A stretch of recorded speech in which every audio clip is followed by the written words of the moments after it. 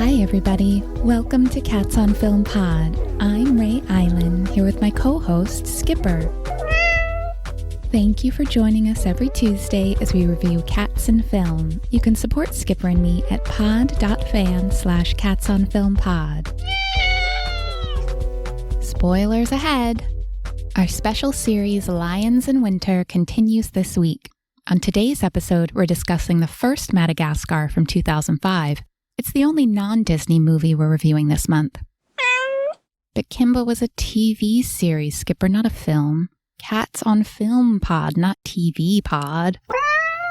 Anyways, let's recap Madagascar, which begins in New York City with the song Born Free from the movie Born Free, which is about humans raising a lion, and is definitely on our list of films to review.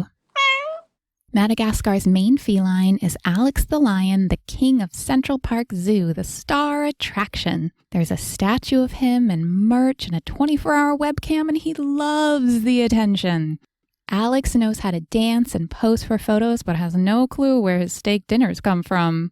He is fully institutionalized, sucking his thumb as he sleeps in a concrete enclosure amid the sounds of New York City streets. Right? Not even a scrap of carpet, the poor kitty. And there are no other lions for him to snuggle or play with, so his best friend is a zebra, his natural prey. Their friendship is sweet, but Alex is forced to go against his nature by the zookeepers, who are engaged in sketchy acquisitions. Double spoiler, in the sequel, we learn that little lion cub Alex was poached off a wildlife preserve somewhere in Africa, so he's a victim of illegal wildlife trafficking.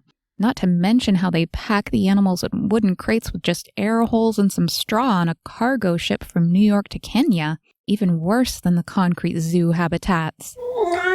Yeah, lots of animal abuse in this kids' movie. Yeah, Alex is the one captive lion we've discussed on the show this month, and he has very few feline traits.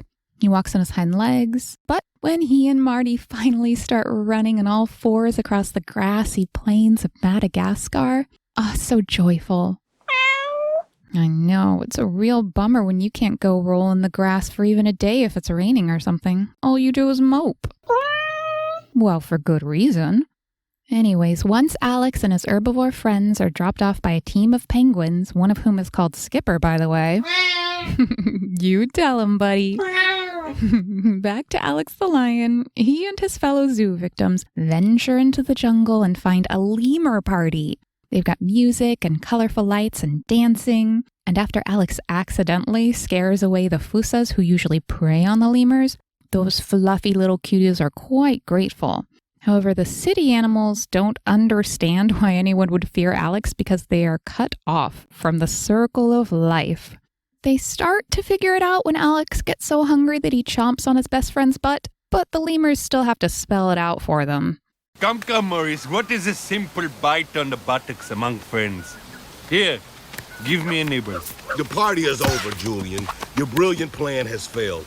What are you talking about? Your friend here is what we call a deluxe model hunting and eating machine. And he eats steak, which is you. Get out of here. Okie dokie, Maurice. I admit it. The plan failed. All is lost. We're all doomed. The forces will come back and gobble us with their mouths. Because we are all steak. I'm steak. Me. Mr. Alex cannot stay here. He belongs with his own kind, on the Fusa side of the island. But the Fusa on the other side of the island do not accept Alex as their own kind, because they're only kind of feline-ish and definitely not lions. They're scientifically classified as being in the same general group as cats, but they're really in a class of their own, having evolved on an island for so long. So Alex continues to feel lonesome and alienated. And because humans conditioned his predator instincts out of him, Alex is tormented by his carnivorous urges. Stay back. Please. I'm a monster. Alex, you're no monster. You're my friend. We're a team. You and me, remember? Poor kitty. The zoo animals are completely bonded by their shared captivity trauma and refuse to give up on Alex. Luckily, the penguins return from their trip to Antarctica and introduce Alex to fresh sushi. This is better than steak. I love it. I love it! The kitty loves the fishy. And all the land animals are happy because none of them are friends with any fishies. True, Alex's eating habits are probably the only feline behaviors he ever displays. Well, Skipper, what's your review of Madagascar's feline representation? Only 2 out of 4 paws for Alex the lion. His instincts are so messed up by humans that he's barely feline at all. Plus, there's so much animal abuse. Cats on Film Pod is voiced and produced by Ray Island, with music by The Dose Man and additional sounds from freesound.org. Follow us online at Cats on Film Pod on Instagram, Twitter, and Podfan. Cats on Film Pod.